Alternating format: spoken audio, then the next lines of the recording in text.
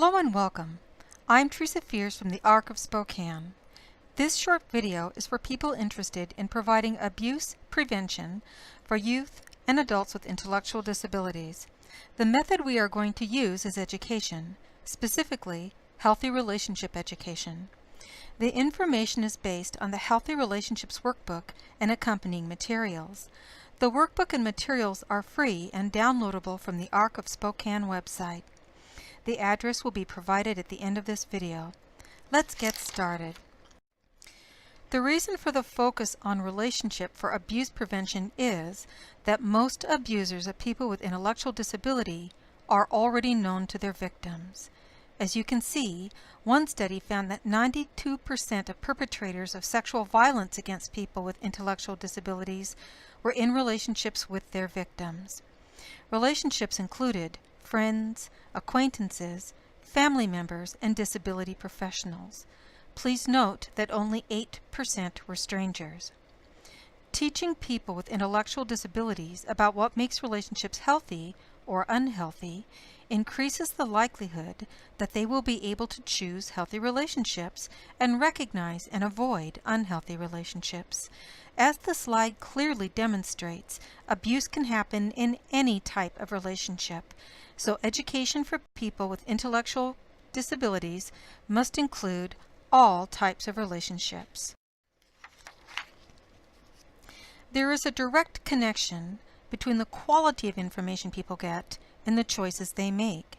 If we want people with intellectual disabilities to make safer relationship choices, then they need to have good information to make those choices with. The Healthy Relationship Workbook was developed specifically to teach people with intellectual disabilities about relationships and abuse. The Healthy Relationship Packet consists of a workbook for the learner, a guide for the educator, 3 supplemental photo packets, and a body parts bingo game. The Educator's Guide contains details on the goals and the underlying rationale for each page in the workbook. It also has suggestions for how to teach the materials. Although the workbook was written for use in a classroom setting, it is also appropriate in one-on-one teaching situations. I will say, though, that it's a lot more fun for the participants to learn this in a group. Rather than go through all 50 pages of the workbook, I'm going to do an overview of its contents, explain a little bit about the educational goals, and then give some ideas on how best to present the material. Pages from the workbook are in the presentation to give you a sense of its appearance and language. This is how the workbook is organized. Information is divided into 4 conceptual areas. Within the 4 areas, information is broken down into smaller units. Each page has 1 unit of information. Terms are defined and concepts are discussed. The layout is designed to allow the information to build on previously learned workbook lessons. By breaking the information down, the learner is more able to fully understand a concept before moving on to a new section. Lessons are reviewed at the beginning of each session.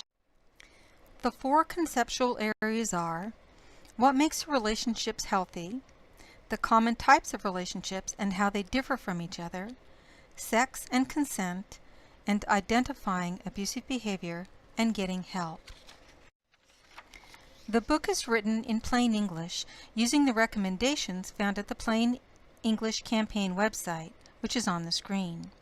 Plain English is a style of communication that uses easy-to-understand plain language with an emphasis on clarity, brevity, and avoidance of overly complex vocabulary.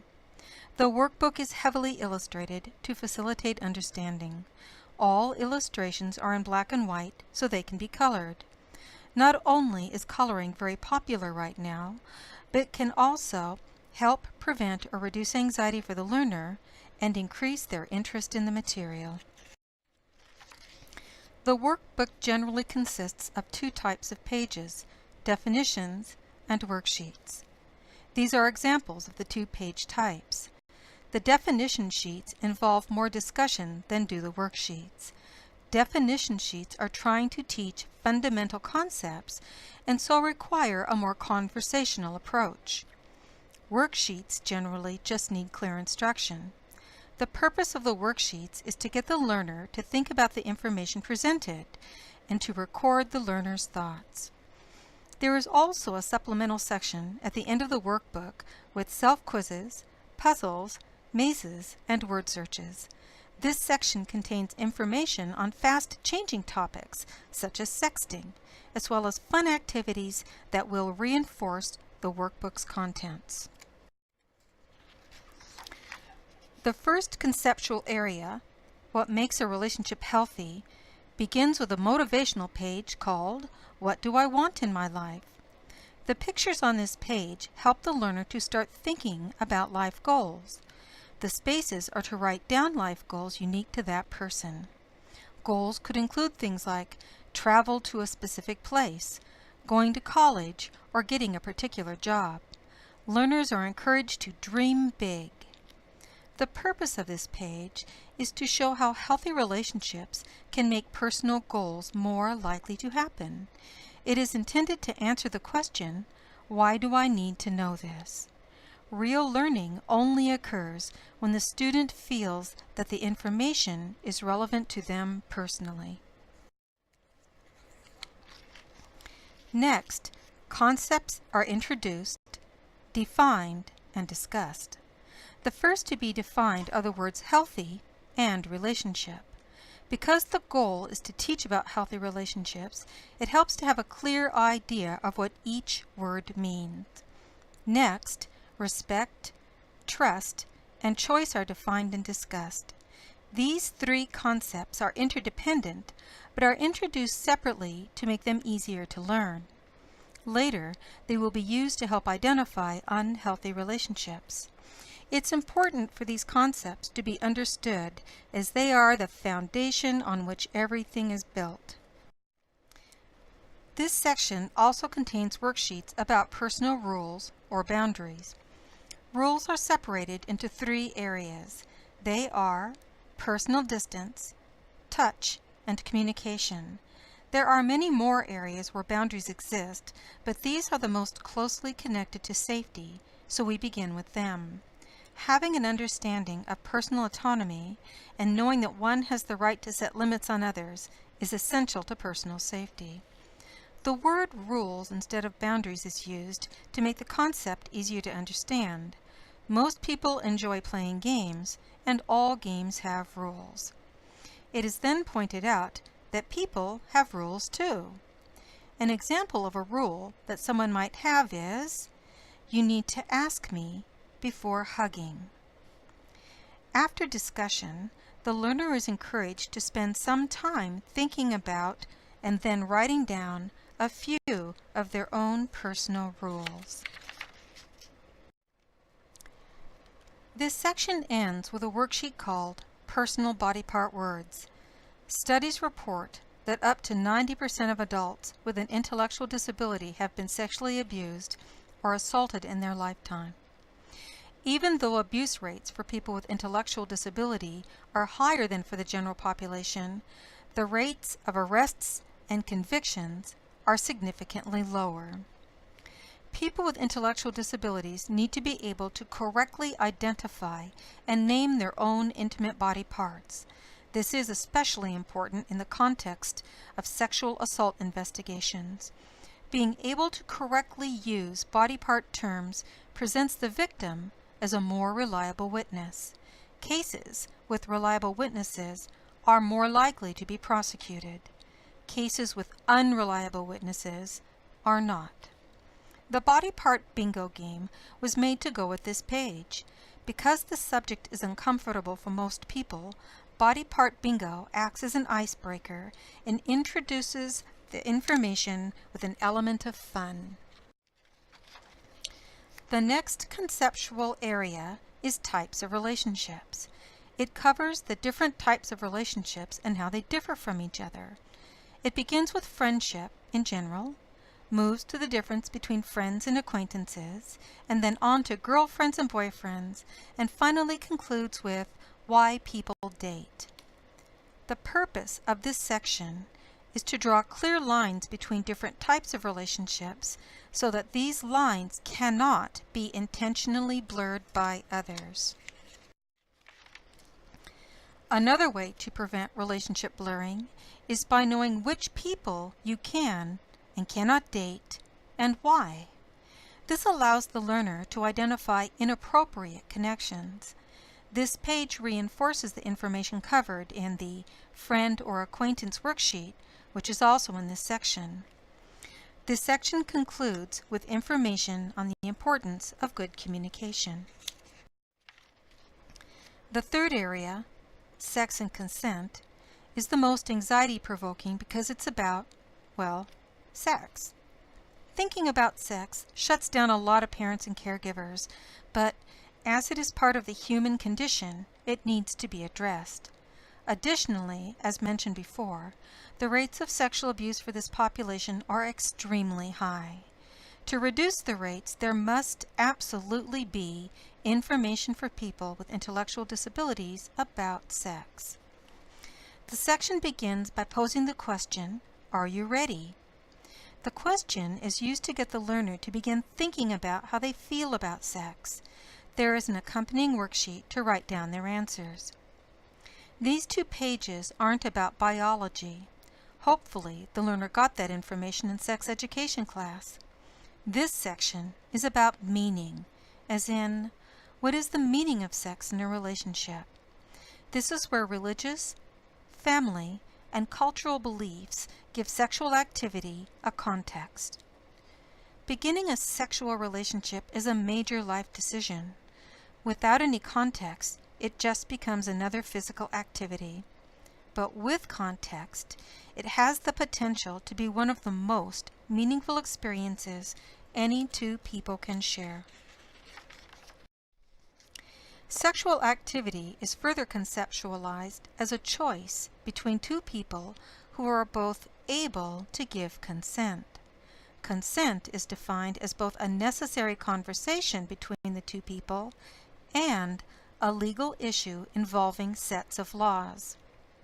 This information reinforces the importance of making mindful choices and respecting the choices of others. It teaches that sexual activity deserves a lot of thought and a lot of talking between partners. Non-consensual sexual activity is defined as rape. The last area is identifying abusive behavior and getting help. This takes the information previously covered in the workbook and uses it to identify unhealthy or abusive relationships. The workbook defines an unhealthy relationship as any relationship that is missing one or more of the 3 core elements. In actuality, all 3 of the elements are dependent on each other. Therefore, when one is not present, neither are the other 2. The types of abuse identified in the workbook are financial, emotional, physical, and sexual. This is intentional as it teaches the learner to think about abuse using the same terminology used by Adult Protective Services. There is a picture pack with example scenarios to assist in making this subject more concrete for your learners. Keep in mind that abuse can happen in any type of a relationship, not just romantic relationships. For example, the abusive person could be a caregiver who emotionally abuses their dependent client by screaming at or humiliating them. A sheet on jealousy is placed between the emotional and physical abuse worksheets. This is because jealousy is a giant red flag for both of these types of abuse.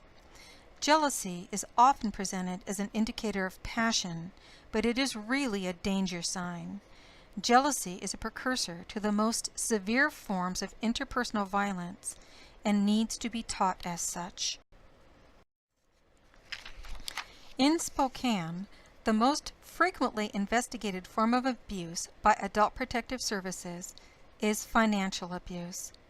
The National Adult Protective Service Association notes that nationally it is a fast-growing form of abuse for seniors and adult with disabilities. This is particularly difficult to address when the abuse is perpetrated by a family member or there is a sexual relationship involved. It is therefore important to get the learner to understand that their money is for their needs and not for the needs of others. As people with intellectual disabilities become more knowledgeable about what abuse looks like, they become more able to identify relationships that are abusive. The next step is knowing where to get help. It is common for all people who realize that they have been abused to feel shame and responsibility. These feelings can prevent people from asking for the help they need. Therefore, when teaching this material, it is vital to teach that abuse is never the victim's fault. This page provides a place to help identify local resources. The web address on the screen is to RAIN, an organization that can identify sexual assault service centers in your community. In addition to knowing where to go for help, people with intellectual disabilities also need to know who to ask for help. In a crisis, it may be difficult to know who to ask. The learner may also need assistance in identifying an appropriate person. This worksheet has a place to write down the names and phone numbers of trusted adults who can be called upon to help. The material is written so that it can be taught by a wide variety of people. The best way to get ready to teach is to know the material. Read the teacher's guide. It has information on the purpose of each workbook page. It also has ideas for teaching the material. Make it engaging. In addition to the 3 picture packs, you can use movies, for example, as a fun teaching tool. Almost every movie is really about relationships anyway. Take the movie Frozen, for example. It could be used as a discussion starter about any of the following relationships: parent-child, siblings, siblings of a child who is different, boyfriend-girlfriend, friendship, or marriage. Check frequently for comprehension and be ready to reframe or restate information that is not easily understood. Ask the learner for examples from their own lives. The more personal the education is, the more real it becomes. Finally, this information is complicated and it will take the learner time to process. Take as much time as the learner needs. Go at your learner's pace.